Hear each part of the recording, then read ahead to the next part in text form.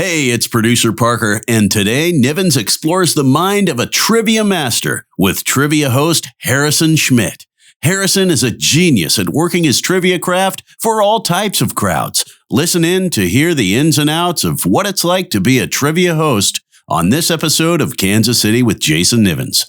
Brought to you by Border Brewing Company. The Prince of Possum Trot, the Mayor of Gullytown, a KC Kid. Ladies and gentlemen, you're tuned in to Kansas City with Jason Nivens. Starlight coming, ride, fetch my lightning ride. Yeah, light up that dart, man. That's for sure. I want you to be as comfortable as possible. This is you couldn't make it more comfortable. As I hit you with them hard-hitting questions. I'm sorry, it's hard journalism. Why do you dream of your mother in her underwear? I told you that confidence. No, cigarettes and a few beers around here. There's nothing else better. Right. So I guess more than I know Parker will do it in the introduction or has done it in the introduction, but why don't you tell these folks who you are? My name is Harrison Schmidt. I am a trivia host here at Border Brewing Company. I've been doing it for a little bit over 4 years. So professional. I know. Dude, what can I say? I'm Harrison Schmidt. People say it all the time. They say like, why do you? And it's kind of like, okay, when I was a kid, people always say like, why do you talk like a police officer? Because I'm like, I don't know. Because I have to adopt a certain like way of speaking. Because if I don't know how else to talk. So sure. When I started doing this, I started doing trivia. You just take on the persona and you just do the announcer talk. I've had people I've never met be like, why do you talk like you're on a game show or a host of a game show? Because you kind of are. Because I am. Because you are. You can't really turn it off because eventually you do it long enough, you just get caught up in it, and that's who you are. So you've been doing trivia here at Border for how long? Little over 4 years. 4 years. I started in March. Actually, the very first day that I did trivia, the very first day we did it here, I got let go from my job. It was at a place. It was a business around the city, and they basically wanted me to do something that was like kind of very unsafe. And I was like, I don't feel good about this. And then like end of the day, I was getting ready to go home and get my trivia stuff, and I got a call, and they were like, "What happened? You just got let go." And I'm like, "That's rad. That's so good. That's great. Thank you." I'm at my very first night of my own trivia thing, and I ended up going to the event, and I was just like, I held it down so well. Were you stressed? Very much so. I was so stressed. It was like the first time, but I had done enough. Wait, your first time being fired? First time I was going to say. I'm on 1, 2, 3, 4, 5 times now. A few more and you get a free sub. Yeah, exactly. I had this moment where I was like, oh my God, this is a weird, bad serendipity, whatever the opposite of serendipity is. Okay, back and sail. And then I was like, okay, I'm still going to go through it. And the night was phenomenal. It was so much fun. I had a lot of friends come out, and every night since then has been a blast. Like, I look forward to this every single week. But you didn't start your quote unquote career in trivia here. You'd already been doing it for a while. I played in Manhattan for years at this place called Annie Mae's. Kansas. Shout out Annie Mae's, Manhattan, Kansas. Little Apple. I had done it there for years. And then I moved to Kansas City, and I got a part-time gig hosting trivia for a company, one of those like standard bar ones. It was okay, but I remember they would give you all the trivia. They'd give you an entire set, and you'd just be reading through it. And I would just think like, this is terrible. Like, some of these are 50-50 questions. Like, that's not fun. Right. So I just started changing them. Like, I would take some of the ones that they had, and I'd be like, this is ass. I'll put in my own. And that's just how I began doing it. That was the origin of writing the trivia. And then, oh God, I mean, I did it for a few years. Pandemic happened. And then after it lessened, my best friend, Eric Jeans, shout out Eric Jeans, he started working here. And Eric Martins, owner, yeah. He also went to K-State. He played trivia at the same place that I had back in Manhattan. And he said, I want something just like that. And I was like, done. Like, that's what I want to do. I think the first time I ever saw trivia in action that I can recall, because I lived in Manhattan, Kansas for a little over a year. I did radio up there, but I don't remember trivia there. I remember being in Atlanta working at a whiskey bar, and there was like a trivia night. And I was like, wait, what are you guys doing? They're like, we do trivia. We do it every week. And I'm like trivia? Like questions? Trivia Pursuit? Exactly. Like Jeopardy? You guys board games up here? And I remember like the place filled out and going like, oh, this is something that people really like. They plan their whole kind of like week around. You know what I mean? Maybe not just trivia. Like maybe they have different things every day of the week. In a way, they do. It's very much because there's a lot of regulars that come through and all that. And that would have been probably early 2000s that I was there. how long is trivia, or what was the guy from the Northeast called it when he came in from, I think, Boston? He called it Quizo? In the UK, they call it quiz or pub quiz. In the UK, in the UK, that mainly because it started in the UK. More prevalent, the trivia that we know in the United States didn't start that long ago. I was reading a book by Austin Rogers, Jeopardy fame, one of the highest winners of all time. And he helped to popularize. He has a New York trivia night, and he gave a little bit of backstory. It's been around for only a few decades, not that long at all. Okay. Yeah. It's pretty new, but in the UK, they call it pub quiz or quiz. So they'll be more specific about it. Yeah. But it's more about little tidbits of like information, like kind of like weird facts. Whereas American trivia has kind of evolved into a form of quiz bowl. It's like, what do you know? Here's subjects. It's closer to that. It's not weird little details. It's everything. So are there basic categories in sports, religion, politics, geography, music? Music's the one you guys always come to me for. So I feel like I'm pulling my weight right there. I feel bad about that too, because it's like, it sucks as a trivia guy, because people are like, every time somebody brings up something and I don't know it, there's like, you should know that trivia guy. Yeah, I'm doing that. I'm creating you as a music guy. I'm like, why did you know that music guy? Yeah. Do the music thing. Right. And I realize it. I think, oh, that's the same thing that happens to me. Yeah. But the usual categories, like there's a lot of trivia theme nights, like a lot of places. Like tonight, with what you're doing tonight, for example. Tonight, I mean, I will usually pull from the standards. I'll have a music category, a little bit of movies, general knowledge. I love vocab because it's, across the board. It's just everybody knows vocab better than others in some ways, but it's kind of a universal category. But I try to be able to mix it up enough to keep it fresh, get enough interest. Like, I'm like, oh, I know this team right here. Like, they show up. I know they love pop culture. This team shows up. That's a weird history buff guy.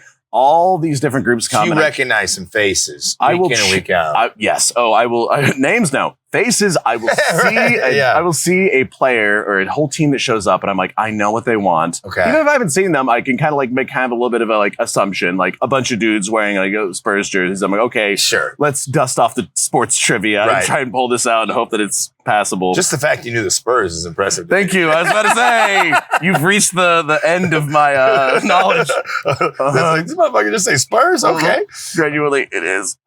So how does what you like? So your format is you just ask questions and people shout them out, or they write them on a board, they write it on a paper. How does that work? So the standard bar format is, here's a question, here's a song, 3 minutes, give me a slip of paper. At the end of it, I'll announce the answer, and then we'll do this for the rest of the night, and then kind of a final thing. That's like standard bar format. What I do is what's adopted from, Annie Mae's, where I got it from. They've been doing it. There's a guy named Jeff Cruiser. He's been doing it for about 20 years now.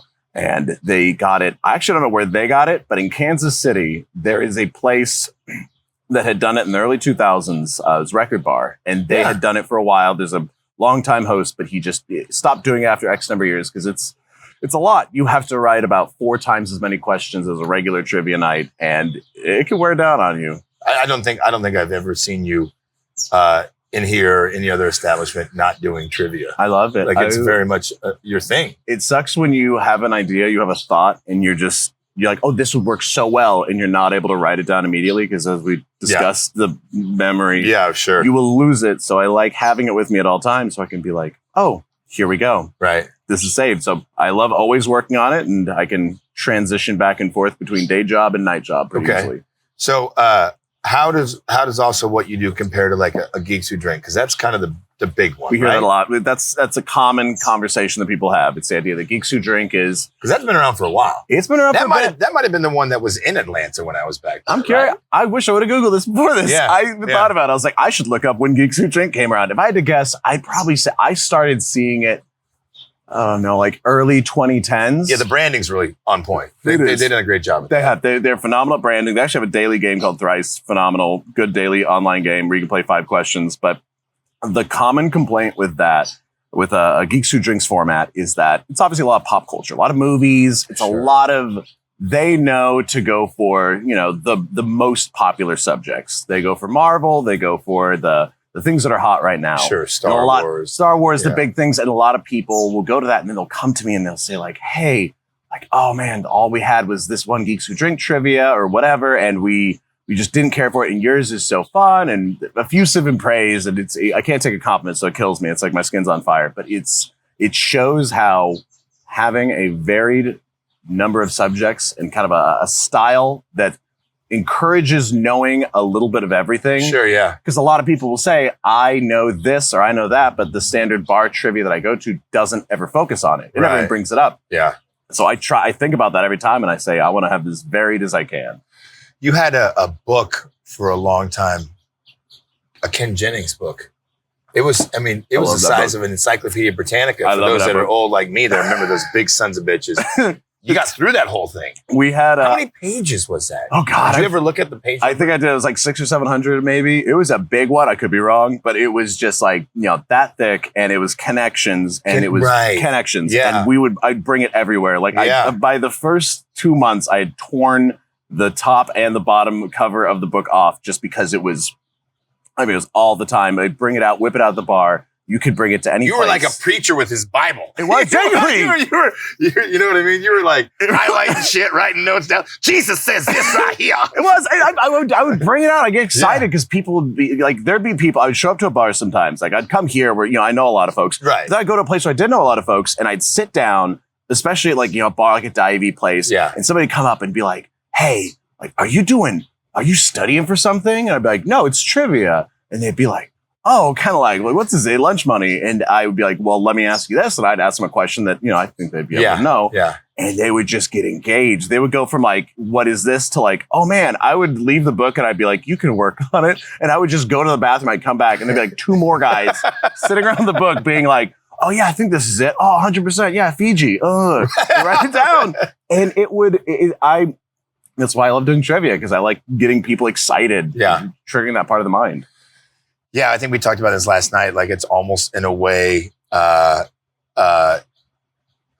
don't know if childlike is the right way to put it. I think childlike's fine. But I mean, it's play, and I've seen it. I've seen literally grown adults 4 or 5 seats down the bar, leaning over attentively, being like, "No, it's a cat. He's talking about a cat. I know. It's a cat." And you're like, what? Oh my God. Those are the moments. And then they pick up their shit and slide down the bar like, sorry, I got to listen because I'm like, what is going on right now? Those are the moments I live for. I'll be knee deep in a question with another team over here, and I will see that happen on the other side. It just gets me it fills my heart to be like, there's a couple sitting at the end of the bar, kind of quietly dicking around their phones, and then they hear something. He's like, the wife, I'm like, oh, the guy's like, oh, I know that. And then they start kind of looking at me, and then maybe they wave, and I do hey, if you want to jump in, you can. You can do it.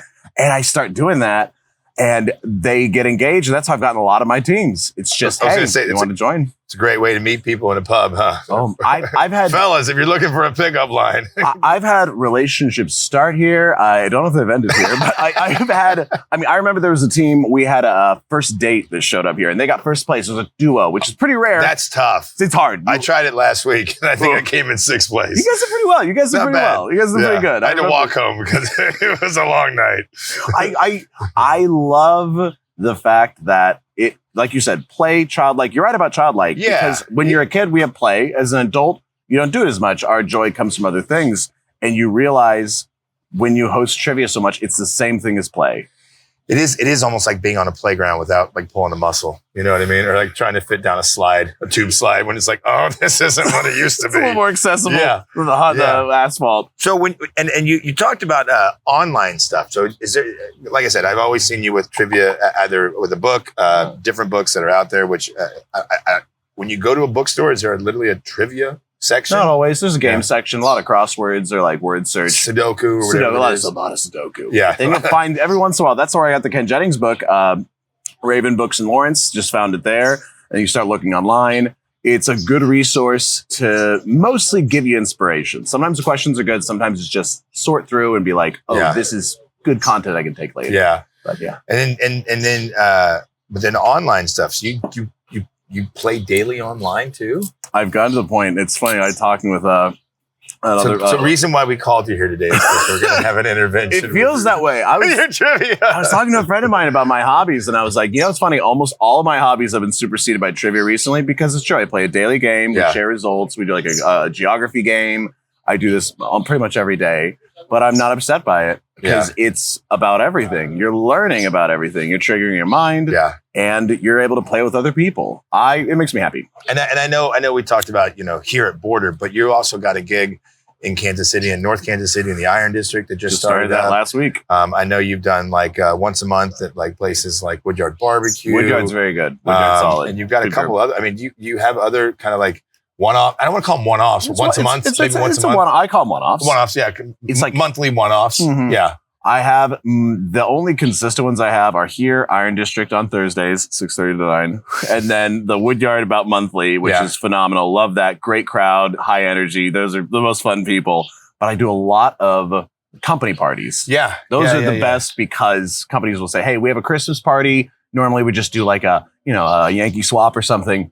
But this time we want to have something fun. And I will go there, and I don't like to hype my own thing, but I mean, every time they come to me and they're like, that was so much fun. Like, people had a blast. People got excited. And it just, it makes me so happy. Do you think it's kind of like when they talk about their company parties, like, oh, a trivia guy's coming, where it's almost like a little backhanded compliment, like, oh, great, we're gonna have a trivia guy. Always. What is that? It's like you're one rung above the balloon animal guy.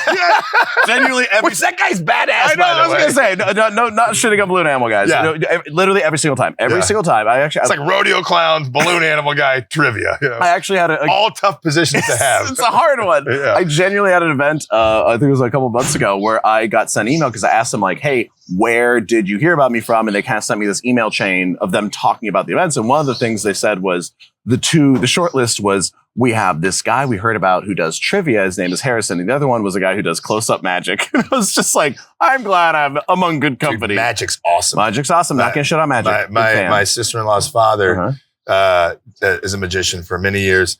And last season I had to kind of toot this past episode, an interview with him. And he didn't realize that Houdini's first time upside down in a straitjacket was in Kansas City off 10th and Main. You were mentioning that. I remember there's something coming up about that later on this year, which is going to be really cool to follow back up with. I'm still excited about that. Dude, I remember. I've seen it. I don't know if I can say anything about it, so I'm just going to kind of wait. But it's going to be really cool, and I'm really excited for that. I was driving downtown, and I think I was looking around. I was like, I think this is a place that Nivens specifically mentioned was the location. Yeah. So that's pretty neat. I love it. So, how? I guess I think for like a lot of people, like, how do you come up with your questions? You know what I mean? That's a very good question. And also your categories, right? Because before we started filming, we were joking around about what was it, Hollyweird in Kansas City? Yep. You know? Like people in Kansas City who are noteworthy, people who grew up here, people who died here, people had any different association with the city. That's how you do it. You know, the last performance of Patsy Cline was in Kansas City. The last perforance live, the Saints and Sailors Memorial. Lane Staley was Alice in Chains opening for Kiss at Kemper. You know, I'd ask you off air if you knew what music video was filmed in downtown on Main Street, now where the fancy apartments are off of 20th and Main. It was a metal. I think it was a metal band. It was. This was back in the '90s when downtown was desolate and bare. They're like, this is a great spot. That motel that got turned into fancy apartments. Ministry. You know, Al Jorgensen and Ministry filmed a music video in Kansas City. That's when you have the question about how you come up with it. You just hear that. Somebody says that. You hear somebody say, oh, did you know Ministry filmed a music video here? And your brain, before you do it, you're just like, okay, that's all right. But you just immediately dismiss it. But once you start writing and you start thinking, like, this is something I want to remember, you just retain everything. And it works great. I have to write things down immediately because I'll lose it.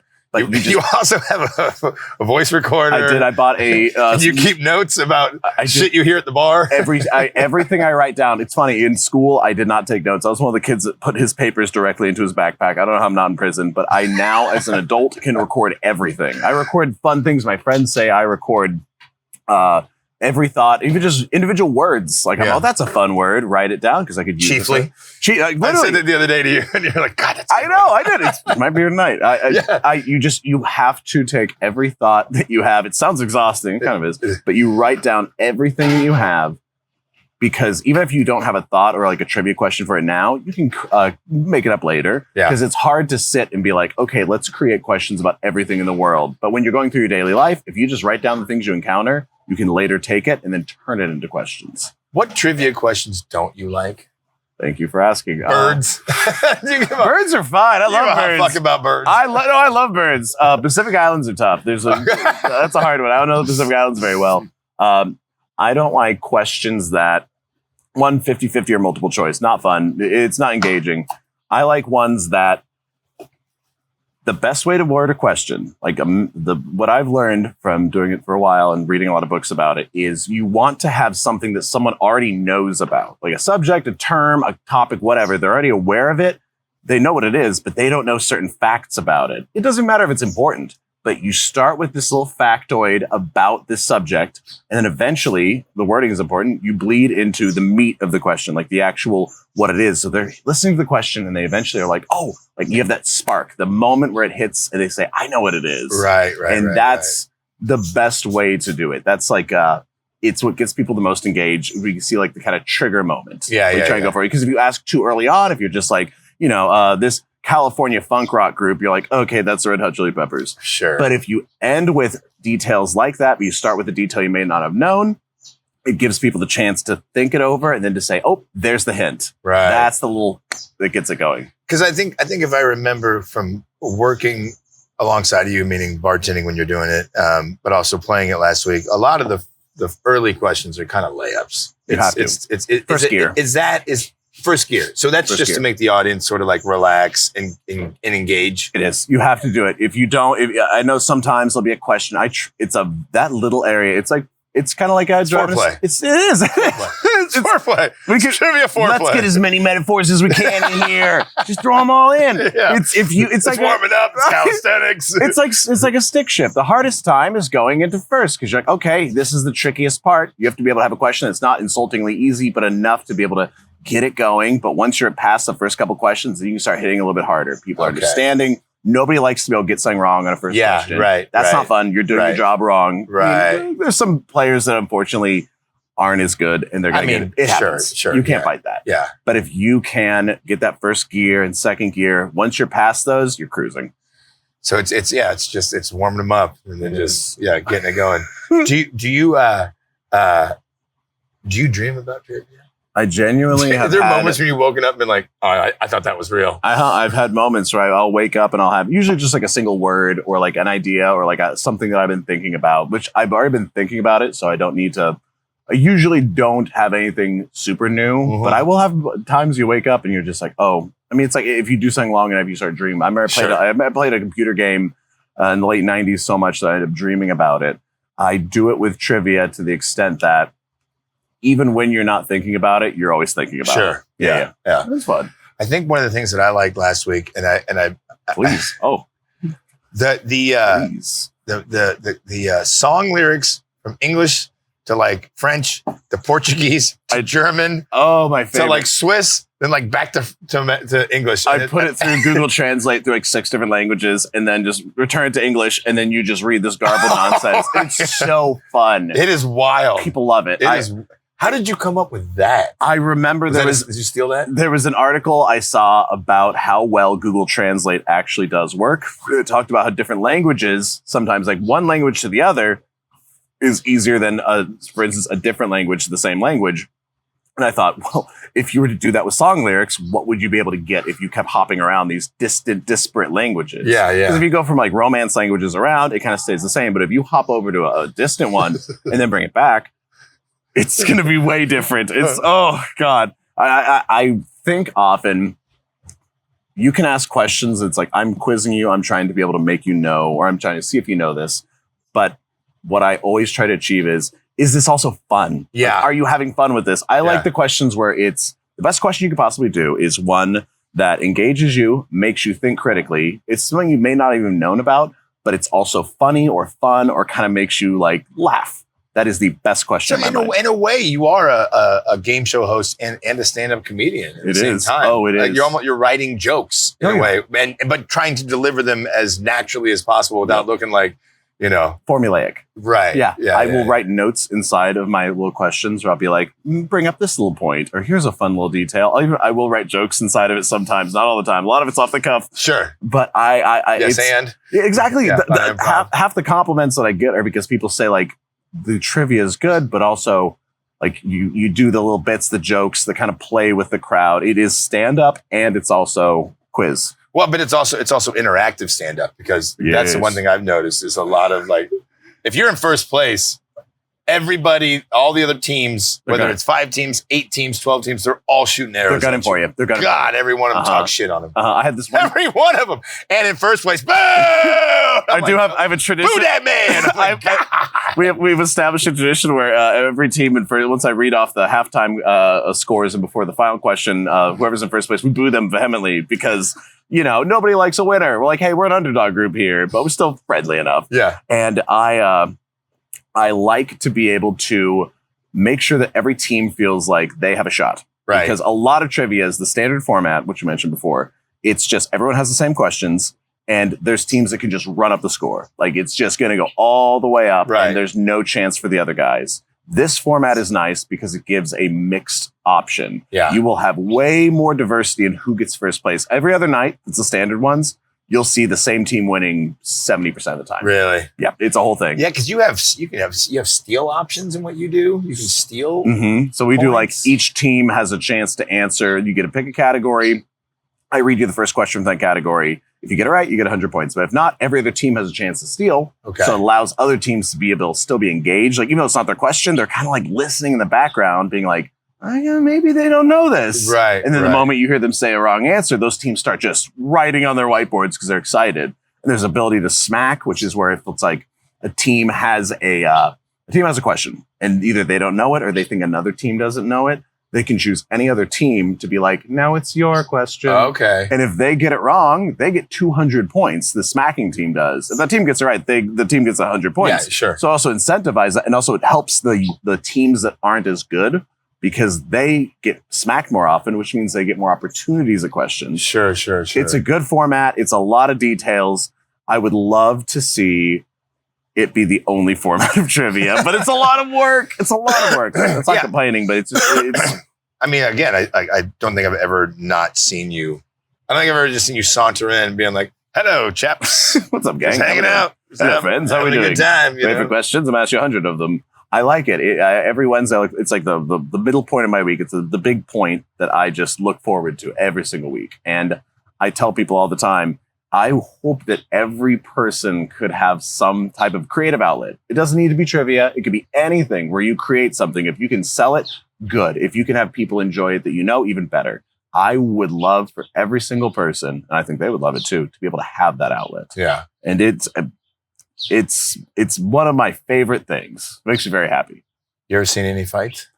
There was one legit fist fights. No fist fights, but there's one time. It was right after a Chiefs game. I remember this. That's a bad idea to have a trivia after a Chiefs game. Generally, I'm telling you, we could sit here all night. After Chiefs games, especially ones that are earlier in the day, and people just keep drinking, especially if they lose. Oh yeah, and there's people that just show up like zombies, and they're hanging at the bar, and they're wearing the jersey, and they're just like kind of doing the whole sway, and they'll maybe decide to join and play, and they'll get one question wrong, and they're just staring daggers at you. There was this one guy, I remember it was a couple years ago, that was just like getting real aggressive. And there's this team that I barely knew them, but it was this big team that they had been showing up for a while.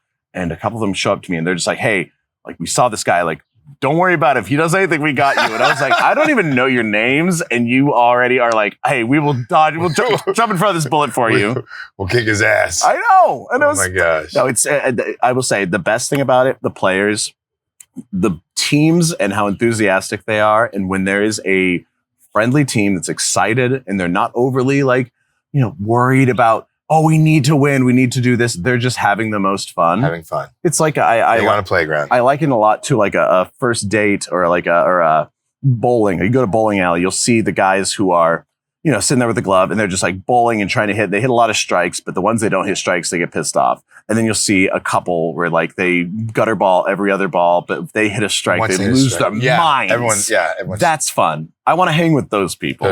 Yeah. They make it good. So if someone wants to hire you for a gig, how do they find you? Thank you for asking. I am literally just ordered business cards like 2 days ago. Love it. So I got business cards, but my information is Harrison Schmidt, SCHMIDT, .com. You can email me at harrisonschmidt@icloud.com. And that's about it. Or just like find me on Instagram. It's my biochemical romance. I have changed it a few times based on different eras of my life. Yeah. But any one of those, reach out. I do company parties, any event, really anything. You were at a church. I did a church event. I did a church event recently, and it was so fun because it was all just parents. Because they're like, "Hey, guess what? We don't have our kids. We're gonna get hammered and play trivia." Oh my god! And they were really good. Were they? They were so good. Really? They were really good. I loved it. No, they were phenomenal crowd, and I loved. Not that I don't think church people are gonna be good at trivia, but you kind of like. Really? I think it's more because the parents are too busy raising kids. I'm like, you guys are also good at trivia. Yeah. So man, multifaceted. No, yes, any one of those, please feel free to. I will try. I will say Instagram might actually be the best one because. I need to get rid of a lot of spam emails, but I always want. And the Instagram is? Oh, it's My Biochemical Romance on Instagram. Harrison Schmidt's the name. You can look either one up. I'll be on there. And I always love more opportunities. It makes me very happy, and I want to have as many games as possible. Just want to spread the good word, really. Cheers.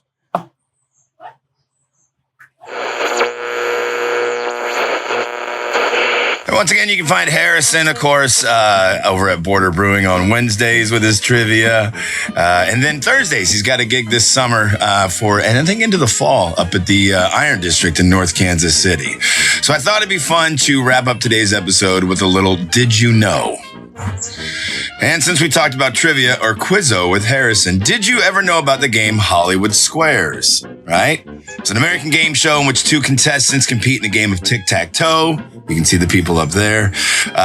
They win cash and prizes. The show originally aired as a pilot on NBC in 1965, and then it debuted the following year and ran until 1980.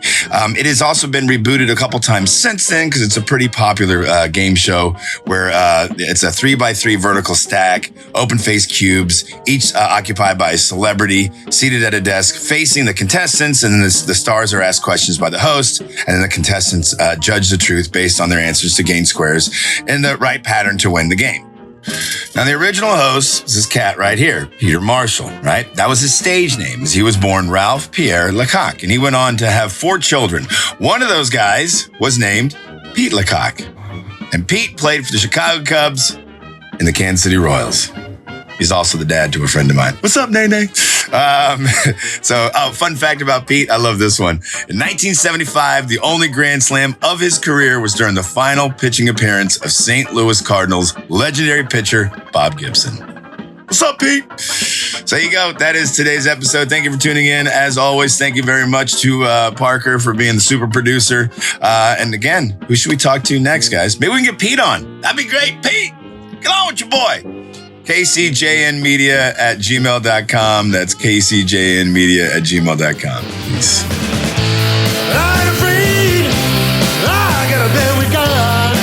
Thanks for listening to Kansas City with Jason Nivens.